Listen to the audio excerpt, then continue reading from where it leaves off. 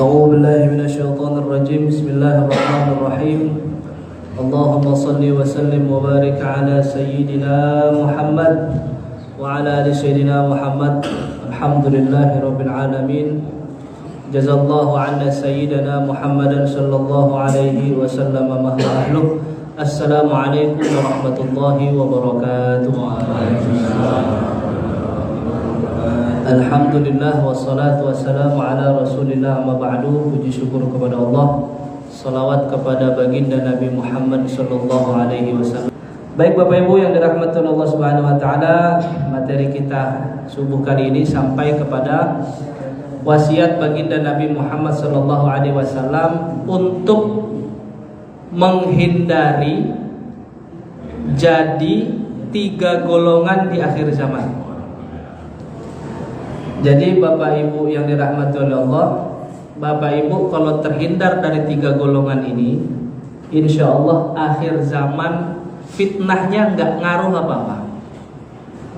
Kan fitnah akhir zaman itu lebih berat ujiannya ketimbang fitnah di pertengahan zaman. Kalau awal zaman Nabi berat, tengah santai, akhir zaman fitnahnya kembali berat.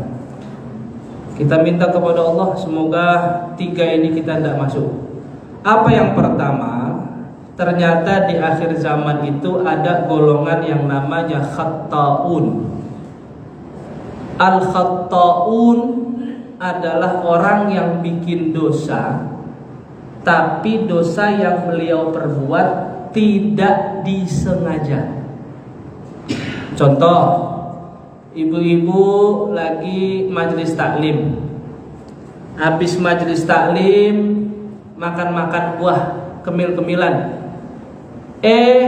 Di pojokan sono ada rombongan ibu-ibu lagi gibahin ibu-ibu yang lain.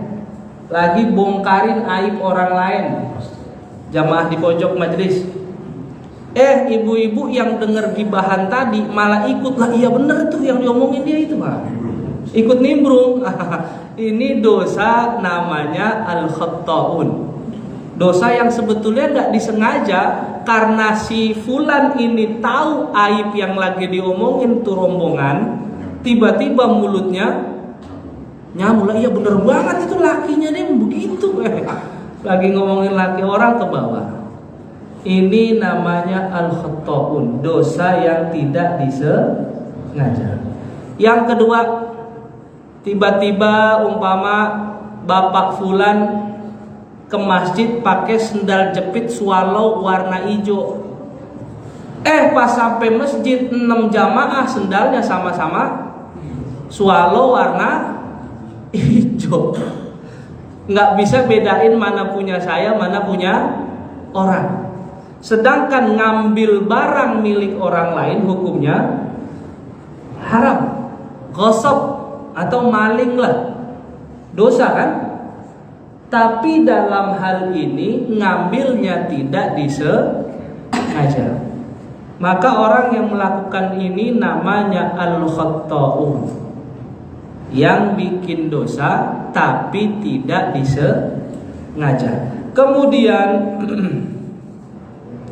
ada orang mau nembak burung nuri di pohon. Nggak taunya di belakang burung nuri ada orang lagi metik mangga. Kagak kelihatan karena daunnya lebat. Ditembak tuh burung kagak kena tembakan pertama, kena kepala orang yang metik mangga. Ditembak lagi kena kepala sebelah kiri, tembaknya beruntun hingga akhirnya tuh orang meninggal. Membunuh orang hukumnya pahala apa dosa? Dosa. Tapi dalam perkara ini orang yang niatnya nembak burung tapi bikin orang mati, gelar dia al-khatta'un. Membunuh bikin dosa tidak disengaja.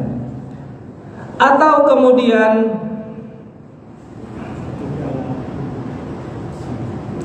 ada Fulan bin Fulan, dia dari kantornya pulang sebelum asar. Di perhitungan dia sampai rumah kayaknya jam 4:15. Sudah niat di hati sholat asarnya di rumah. Sampai rumah udah mau sholat asar, tiba-tiba tetangganya teriak, kecebur spiteng rumah. Ini contoh, kecebur spiteng dalam Pak. Kebetulan ini yang baru pulang ini tahu gimana caranya, punya alat segala macam, minta tolong sama dia. Nolongin orang masuk spiteng narik ke atas, ternyata butuh waktu lama hingga azan maghrib masuk. Ninggalin sholat dosa apa pahala? Dosa. Orang ini bikin dosa tapi tidak disengaja. Dia sudah niat sholat, tapi di saat bersamaan ada keadaan darurat, orang butuh bantuan, maka dia tidak kena dosa mutlak, namanya al-khatta'un.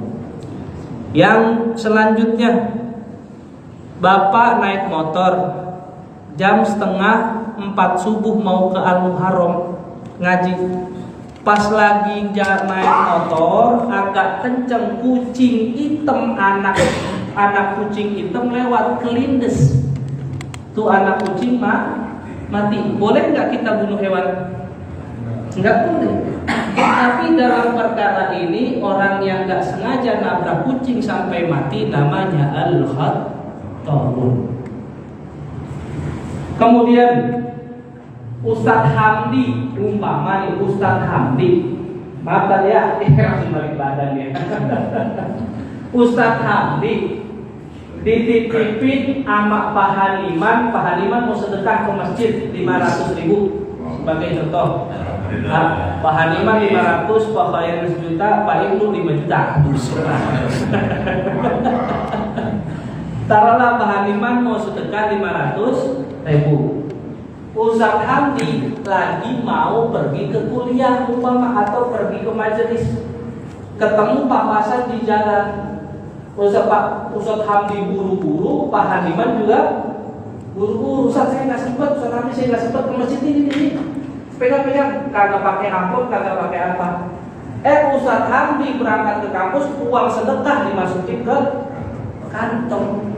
Habis majelis Ustadz Hamdi lapar, datang ke rumah makan Sabu Haji.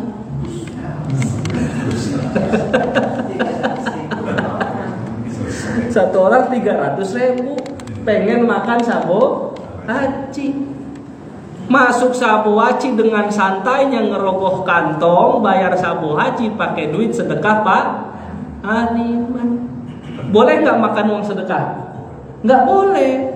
Ustadz Hamdi kagak sadar ternyata itu uang sedekah. Pas dia buka dompet, kok duit saya masih utuh. Barulah dia ingat, posisi Ustadz Hamdi ini namanya al-khatta'un, tidak sengaja. Intinya adalah kalau ada di antara kita yang masih di derajat al-khatta'un, maka kita tidak kena dosa, hanya saja ketika teringat. Umpama tadi sholat kan ketinggalan, udah selesai ngurus yang di spiteng, cepet buru-buru sholat. Ustadz Hamdi kepake uang sedekah Pak Haniman, buru-buru kan ganti, nabrak kucing, berhenti, jangan bablas. Itu makhluk wajib hukumnya kubur. Ustadz gimana kalau tikus? Sama, kubur. Karena bisa mengganggu orang lain juga di jalan. Kalau kucing mati, ada orang naik motor ngebut kepleset, jatuh, musibah, bencana, dosanya bertambah.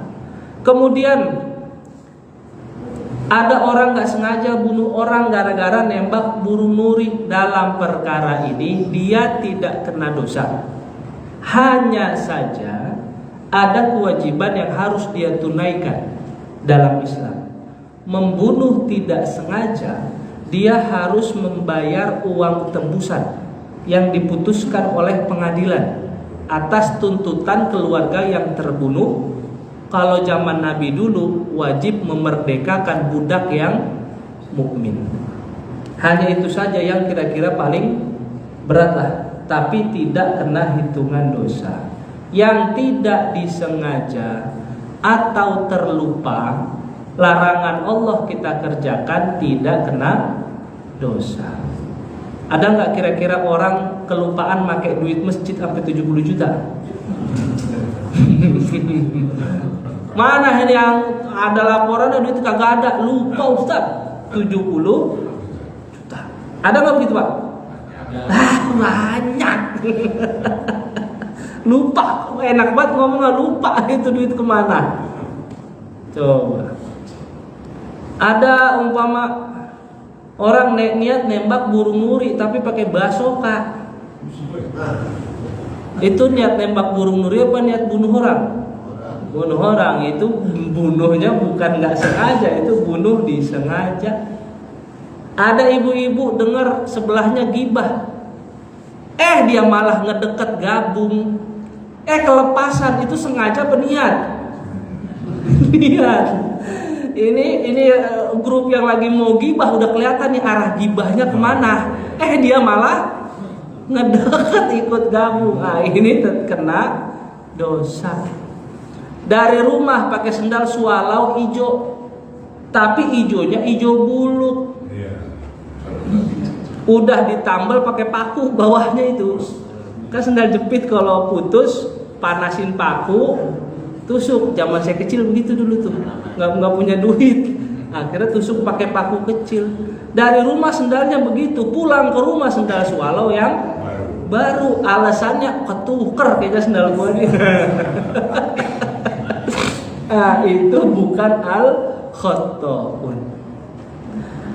Kemudian lalu bagaimana cara kita minta ampun kepada Allah ketika kita ada di posisi al-khata'un? Cukup istighfar, kemudian kerjakan yang terlupa. Ketinggalan sholat, langsung di qadha. Kemudian makan pas bulan puasa, berhenti makannya, lanjutin puasa, dan seterusnya.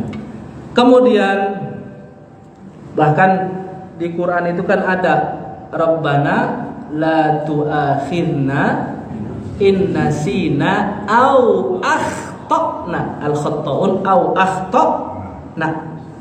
Ya Allah, jangan Engkau hukum kami kalau kami lupa atau kami tersalah. Maksudnya tanpa disengaja. Itu yang pertama.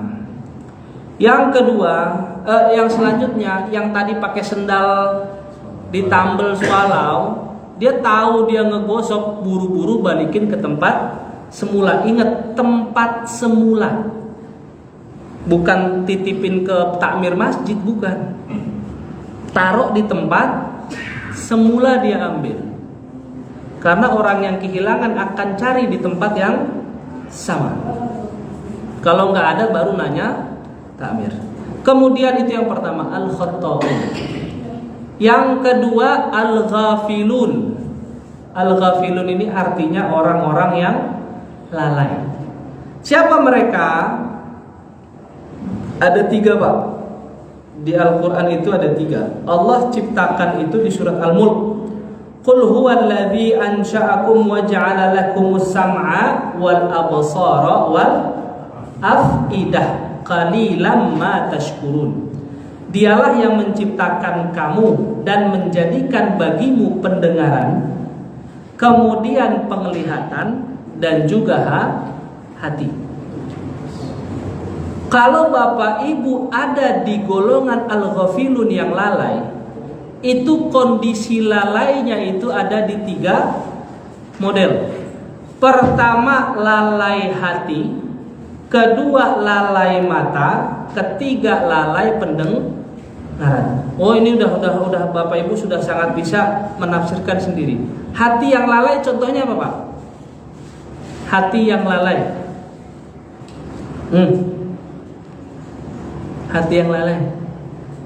Contohnya hati kita lalai nih. Apa? lebih senang. Hati ini kan cuma segumpal daging. Tapi yang dimaksud dalam hati di hadis dan ayat ini adalah hati dari sisi spiritual. Apa yang ditentukan oleh hati, diterjemahkan oleh otak, disampaikan oleh lisan. Maka orang yang hatinya lalai, pertama, lalai zikir kepada Allah Subhanahu wa ta'ala. Kedua, lalai menjalankan sabar. Sabar letaknya di hati, di pikiran apa di kuping? Sabar, hati. Lalai untuk bersyukur, hati, kuping, pikiran. Hati, lalai untuk ikhlas, lalai untuk ridho, lalai memberi maaf, lalai menahan amarah. Contoh, fulan punya anak masuk pesantren. Nih anak masuk pesantren baru juga 1 tahun udah minta keluar. Sedangkan uang pangkalnya 50 juta. Orang tua yang anaknya model begini akan masuk golongan al-ghafilun ketika tidak sabar mendengar keluhan anak. Bawaannya anak maki-maki aja udah, dimarahin aja udah. Maka hatinya sedang lalai. Bapak ibu pernah nggak ngucap kepada Allah, ya Allah, alhamdulillah hari ini nyawa saya masih ada. Ya Allah, alhamdulillah hari ini nafas saya masih ada. Ya Allah, alhamdulillah kasur yang saya tiduri empuknya luar biasa. Ya Allah, alhamdulillah istri saya masih sehat dan nyawanya masih ada. Maka letak di hati inilah kadang yang bikin kita lalai syukur. Kalau lalai syukur perginya ke kufur, kafir Pak, bukan kafir agama ya. Ingat, kafir ada 2. Hati-hati. Ada kufrul millah, ada kufrun ni'mah. Kafir dari segi agama murtad. Kafir dari segi nikmat tidak bersyukur. Ngomong nasi nggak enak, makanan yang dimasak istri nggak enak, syukur apa kufur? Kafir Pak dia sudah. Tapi dari segi nikmat, dia tidak keluar dari Islam, tapi dia masih Islam tapi sudah kufur nikmat. Punya motor mati mulu tuh motor, businya copot sendiri mulu businya, atau bannya bocor mulu, ngeluh ngegerutu, syukur apa enggak? Enggak. Orang banyak yang enggak punya motor. Maka yang pertama, kalau hatinya lalai syukur, sabar, zikir, ikhlas, ridho, memaafkan orang lain, menahan amarah, berarti hatinya sedang lalai. Yang kedua, lalai mata. Ibu lebih senang main TikTok apa baca Quran? Wah, alhamdulillah. Kalau Jamaah Muharram lebih senang baca Quran. Orang nggak punya TikTok, ngerti juga enggak. Kalau yang tua jarang main begituan karena nggak paham. Lalainya mata lebih senang melihat sesuatu yang menghibur ketimbang sesuatu yang mendidik. Coba lihat Pak, kalau Bapak main media sosial, yang viral-viral di Indonesia isinya ilmu pengetahuan apa aneh-aneh? Nggak jarang. Yang ilmu pengetahuan jarang, tergantung algoritma juga. Kalau kita biasa nonton ilmu pengetahuan keluar itu. Tapi yang kebanyakan viral trending topik yang aneh-aneh. Ada laki ngondek tiba-tiba rame yang nge-lag. Laki ngondek tahu Pak? Hah? Laki ngondek tahu kan? Apa? Makan di luar. laki-laki yang tak kelingkingnya mancung, kalau ngomong bencong lah gitu, itu viral, itu yang rame orang like. Artinya dia lebih suka sesuatu yang menghibur ketimbang sesuatu yang mendidik. Yang kemarin anak muda goyang statue lah ada tuh Pak. Nah yang tua mah nggak paham ini.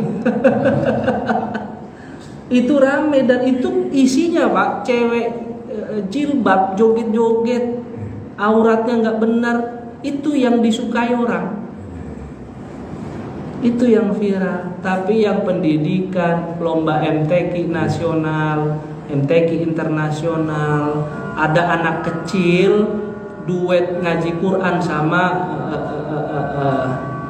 Hamid Syakir, Farid Iran, Samsuri Firdaus, itu udah viral. Artinya kalau seperti ini dalam golongan al-ghafilun, matanya lalai. Di sebelah kanan ada masjid.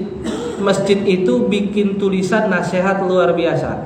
Sebesar keinsafanmu, sebesar itu pula keuntunganmu. Umpama ada tulisan begitu. Di sebelah kiri ada SPG nggak pakai baju lewat. Kira-kira lebih senang baca itu apa ngintip dulu dikit baru baca? Langsung apa baca setengah dulu, lihat baru lengkapin setengahnya lagi. Kalau begitu mata kita sudah lalai.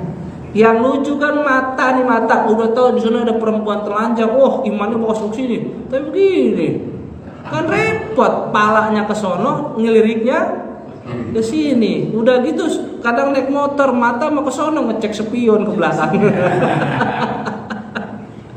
Nah, itu mata kita sudah lalai. Kemudian telinga lebih senang mendengar musik, tidak haram, tapi lebih senang mendengar musik ketimbang Al-Quran. Yang lucu Pak, ada remaja masjid curhat sama saya, Ustaz, ngapa ya saya tiap dengar Quran bawaannya ngantuk, sampai akhirnya kalau saya kagak bisa tidur saya setel Quran. Canggih banget Pak, nggak bisa tidur nyetelnya Quran, akhirnya tidur. Nah, kalau seperti itu telinga sudah lalai, lebih senang mendengar hiburan yang menyenangkan nafsu dunia ketimbang lebih senang mendengar apa yang mendekatkan pada taat. Kemudian yang terakhir, al-khasirun, golongan orang-orang yang merugi. 3 saja al-khasirun itu. Yang pertama, dia senang menjalankan larangan Allah, ngelanggar perintah Allah, larangan Allah, seneng banget udah. Allah larang ini makin dia kerjain. Semalam pas saya pulang itu Pak, ada 3 remaja itu nutupin jalan mobil kita. Ternyata tuh orang kayaknya habis mabok, nutupin jalan, jalannya udah begitu, kita klakson. Anehnya tuh orang mabuk masih ngenalin saya. Siapa Ustaz? Maaf begitu. Berarti kan mabuk setengah sadar itu ya. Mata udah merah. Akhirnya ya itu tadi. Ini termasuk golongan minal khasirin. Larangan Allah senang sekali dia. Yang lebih ngeri lagi Pak, ada orang tua ngomong sama anaknya begini, Neng, lu kalau mau pacaran bawa pacar lu ke rumah biar gua kenal. Lu pacarannya di rumah aja, jangan kemana. Malah itu orang tua canggih, anaknya diizinin pacaran. Ada saya lupa 2 minggu apa, ibu-ibu anaknya keciduk polisi make sinte. Tahu sinte Pak? Salah satu narkoba lah, yang saya nggak tahu, pokoknya kayaknya bahan kimia lah itu. Anaknya ketangkep pakai sinte, emaknya nangis-nangis, kan harus bayar. Kalau udah keciduk Pak, 15 juta mah keluar itu. Ya kalau mau lepas sih segitu, di kisaran segitu, bisa jadi lebih tinggi. Ketika anaknya ketangkep, emaknya enteng banget ngomong, Lu kan gua udah bilang, lu kalau mau minum, minum aja, kagak usah pakai narkoba. Bisa tuh emak ngomong begitu. Lu kalau mau mabuk aja, nggak usah pakai Wih, saya tepuk jidat itu, Pak. Mana kita dengar lagi tuh mulut emaknya ngomong. Anaknya diizinin minum minuman keras, sedangkan agamanya Islam, emaknya rajin banget ke majelis taklim ibu-ibu PKK. Artinya di antara mereka masuk dalam golongan minal khasirin, golongan orang-orang yang merugi. Seneng jalanin yang dilarang Allah, seneng juga ngejauhin apa yang diperintah oleh Allah. Ninggalin sholat tenang-tenang, Pak. Kalau ada di antara kita ninggalin sholat tenang banget hati, kagak ada gelisah-gelisahnya, minal khasirin. Kagak hatam dalam 1 bulan atau 1 tahun, biasa aja, minal khasirin. Kemudian yang kedua, tidak mempergunakan waktu sisa umur dengan baik. Yang terakhir, tidak memanfaatkan jasad yang sehat untuk taat. Jasad sehat tidak dimanfaatkan untuk taat, maka kemungkinan orang ini dalam golongan minal khasirin. Minal khatta'in, taubat, istighfar cukup, dia tidak kena dosa apa-apa. Minal ghafilin, kalau mau tidak kena dosa, maka dia harus taubat, istighfar. Minal khasirin, dia harus taubatan nasuha, benar-benar taubat biar tidak kena dosa. Baik Bapak Ibu yang dirahmati Allah Subhanahu wa taala, semoga kita enggak masuk golongan yang ini, minimal yang nomor 2 sama nomor 3. Kayaknya kalau nomor 1 kadang kita termasuk di situ juga kan, tidak sengaja melakukan